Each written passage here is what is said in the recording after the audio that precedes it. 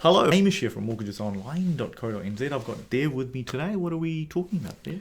We're going to have a discussion about debt to income ratio and interest rates as well. Yeah, so a few changes. I mean, there's a policy document that's been floating around for a little while now around from the RBNZ around debt to income ratios, which most likely be in 12 months. Yeah, potentially, yeah. And look, there's a lot here, so I'm not going to make it exciting for you and not get into the finer details. I've read it so you don't have to.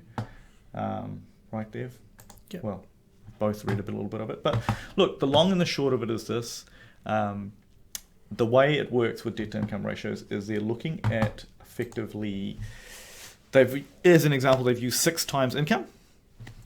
But the interesting part, Dev, is where the exemptions are, right? So just explain, tidy it up a bit more and break it down for a person.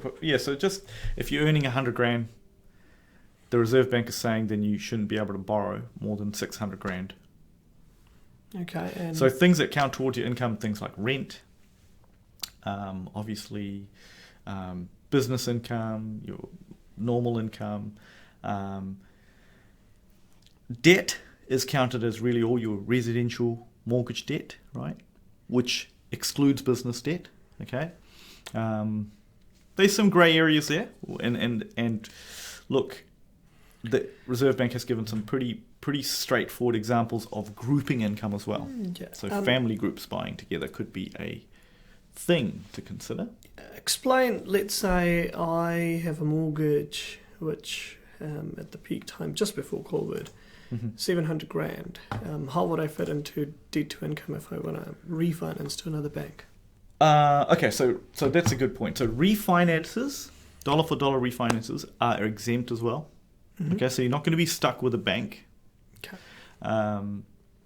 Surprisingly, the other thing that's exempt is construction loans, right? Well, unsurprisingly, because it increases supply, but it's an interesting point nonetheless. And I think if you're thinking about having a portfolio or having more than one property in your lifetime and holding on to them, then getting subdividable properties that you can build on will mean that you can get a construction loan later and still be outside the debt to income ratio of the day. It just means you might be able to borrow more than what is allowed if you're constructing new property as well, right?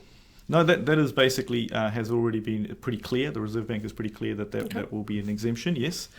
Let's talk about interest rates. Interest rates, yeah. So let's talk about that. So look, article out, basically, just very short this month.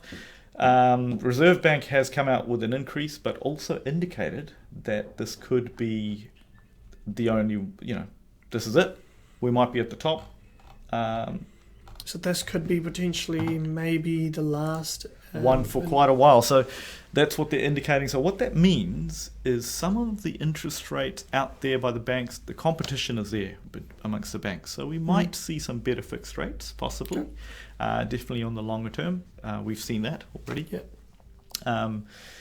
Is that the similar with the 2008 GFC?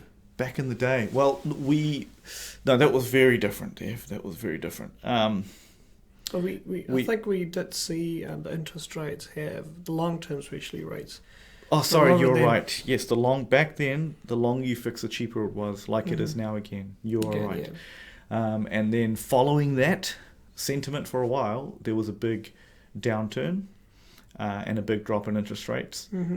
Not to say that it will exactly repeat itself this time, right? But that is what happened back in the day when we saw this kind of longer term rates being cheaper than the short ones. Yeah. One important key part is for customers is mainly your individual circumstances may not be as same as your friends or family. Exactly. So it's good to get independent financial advice, right? Yeah. But on the interest rate front, the other good thing, good for sellers, I guess, but good for property values, is that the Reserve Bank have also opened a little bit more door up for low deposit buyers and things like that. So it feels like there's going to be a lot more buyers around. Obviously, a bit more confidence because if you feel like interest rates are going up and up and up, Yeah. it's hard to plan. But if it feels like they've plateaued, okay, they're not as cheap as they used to be, but at least now you can move ahead with a plan, with a budget, you know. So I expect a bit more confidence in the market, Fair a bit enough. more stability. Yeah, anything else, Dev, you can think of that we should touch on?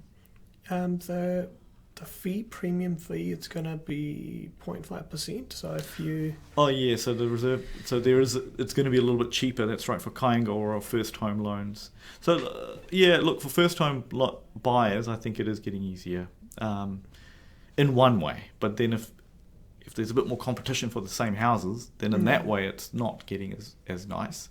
However, for people trading up, if you want to buy a bigger home, it is nice to have a bigger pool of first home buyers to buy your first home. Correct. So you can buy a bigger home, because a lot of clients of ours have been a little bit not as fast, right, to be able to do that because of the market. Yeah. And I've seen the property values are slowly picking up depending upon the area as well. So I have heard that well-presented properties that are already done up and stuff, they don't seem to be moving down much.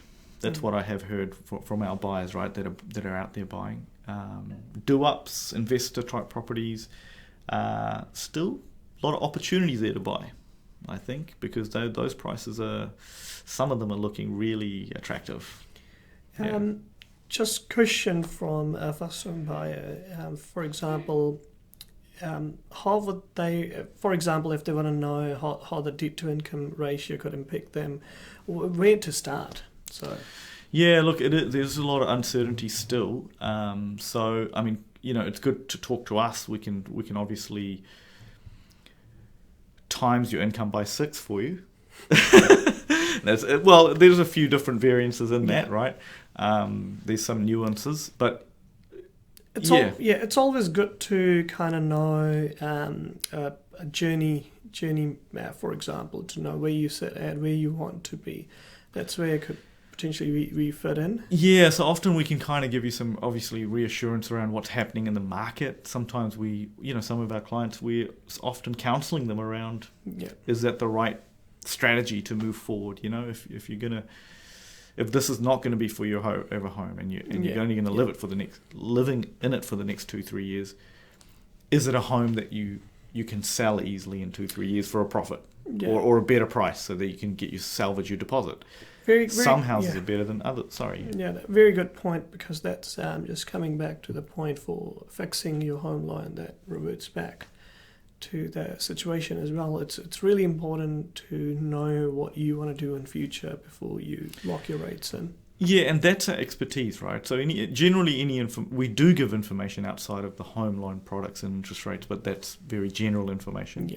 But with home loans, obviously, we can give very specialist information, which I think, a lot of our homeowners have found quite useful over the years, right, Dev? That's why they love us and refer more clients to us. That's why we're here. Cool. So if you have any questions, feel free to give us a call. Yeah. Thanks for watching.